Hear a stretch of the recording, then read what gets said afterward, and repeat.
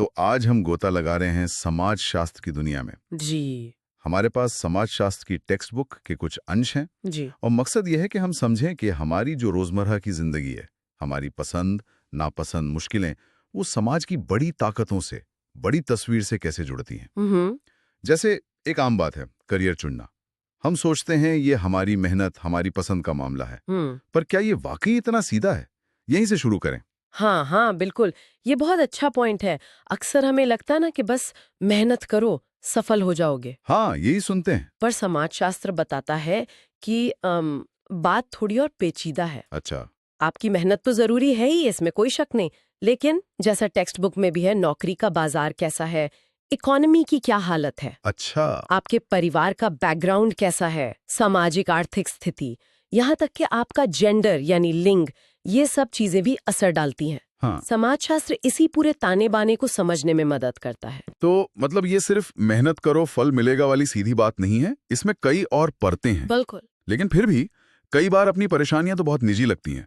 जैसे मान लीजिए किसी की नौकरी चली गई या घर बदलना पड़ा, ये तो बहुत पर्सनल लगता है। इसे समाज से कैसे जोड़ें?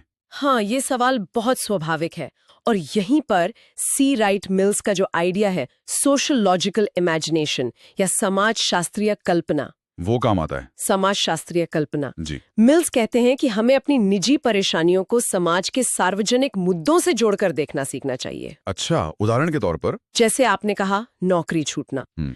अगर एक शहर में मान लीजिए सिर्फ कुछ लोग बेरोजगार हैं, तो शायद वो उनकी निजी दिक्कतें हों। लेकिन अगर उसी शहर में लाखों लोग बेरोजगार हैं, तो फिर ये सिर्फ निजी परेशानी नहीं रह जाती, ये एक सार्वजनिक मुद्दा बन जाता है। हाँ, सही बात है। और इसके तार फिर जुड़ते हैं अर्थव्यवस्था से, सरकारी नीतियों से, टेक्नोलॉजी में बदलाव से। ये नजरिया हमें प्रॉब्लम की जड़ तक ले जाता है। समझ गया। तो ये एक तरह का लेंस है जिससे हम पर्सनल और पब्लिक को जोड़कर देख सकते हैं। बिल्कुल सही। लेकिन एक और सवाल उठता है, हम सब समाज के बारे में कुछ न कुछ सोचते हैं, हमारी अपनी राय होती है, जिसे हम कॉमन सेंस या आम समझ कह सकते हैं। तो फिर समाजशास्त्र, क्या ये बस उसी कॉमन सेंस का फैंसी नाम है?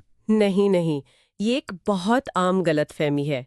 समाजशास्त्र कॉमन सेंस से बहुत अलग है। कैसे? देखिए, कॉमन सेंस अक्सर सुनी सुनाई बातों पर या व्यक्तिगत अनुभव पर टिका होता है, और वो अपनी मान्यताओं पर सवाल नहीं उठाता। जैसे कोई सोच सकता है, अरे लोग गरीब हैं क्योंकि वो आलसी हैं। ये एक कॉमन सेंस वाला जवाब हो सकता है। हाँ, सुना है ऐसा। पर समाजशास्त्र ऐसे जवाबों को जस का तस नहीं मानता।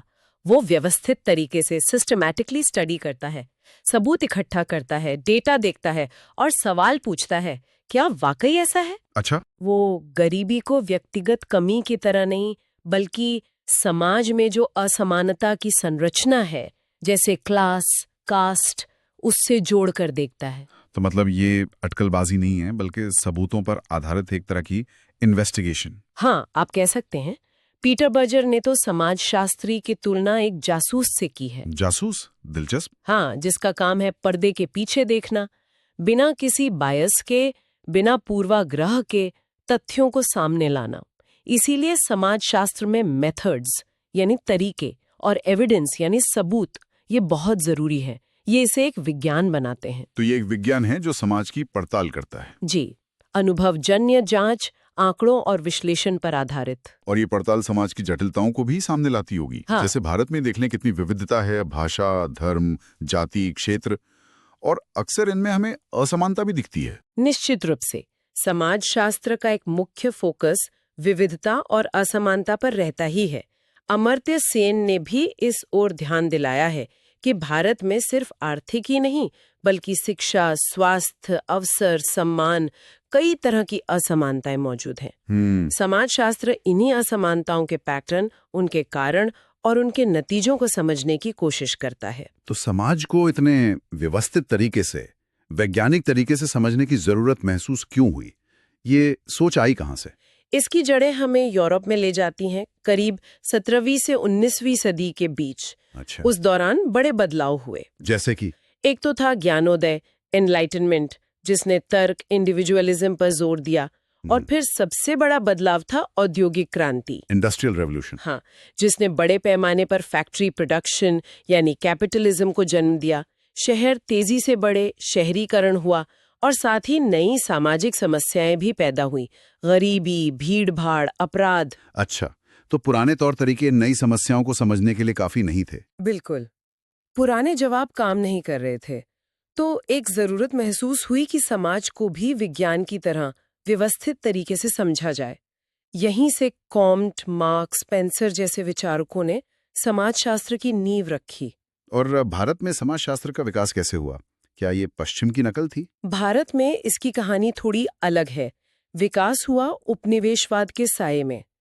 तो पश्चिमी विचारों का असर तो था, पर उसे यहाँ के संदर्भ में परखा गया, चुनौती दी गई। अच्छा, जैसे जैसे पश्चिम में एक धारणा थी कि भारतीय गांव हमेशा से स्थिर रहे हैं, उनमें कोई बदलाव नहीं होता। लेकिन जब यहाँ अध्ययन हुए तो पता चला कि ऐसा नहीं है। और दूसरी बात, भारत में जो विविधता है, जाति, जनजाति, धर्म, भाषा, उसकी वजह से यहाँ समाजशास्त्र और सामाजिक मानवशास्त्र, सोशल एंथ्रोपोलॉजी के बीच उतनी सख्त लकीर नहीं खींची जितनी पश्चिम में थी। यहाँ दोनों ने मिलकर काम किया है। समझ गया।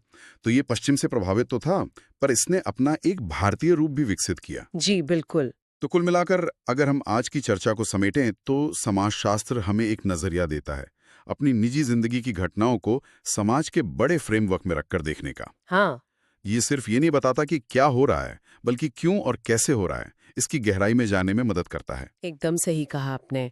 और जाते जाते बस एक विचार छोड़ जाते हैं सबके लिए। हाँ जरूर। अगर हम आज की कोई भी बड़ी खबर लें, चाहे वो बेरोजगारी से जुड़ी हो या किसानों के किसी मुद्दे से या किसी और सामाजिक हलचल से, और उसे सी राइट मिल्स की समाजशास्त्रीय कल्पना वाले चश्मे से देखें, तो हमारी समझ कैसे बदल सकती है, इस पर सोचिएगा जरूर।